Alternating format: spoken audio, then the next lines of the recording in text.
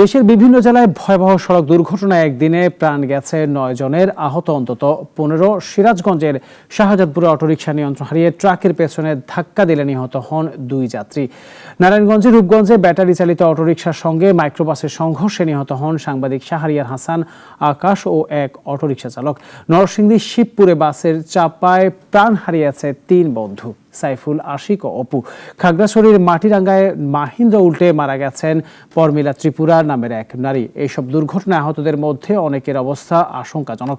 চালকের বেপরোয়া গতি ও দায়িত্বহীনতাকে দায়ী করছেন প্রত্যক্ষদর্শীরা। পুলিশ জানিয়েছে, অধিকাংশ ঘটনাতেই চালক পলাতক।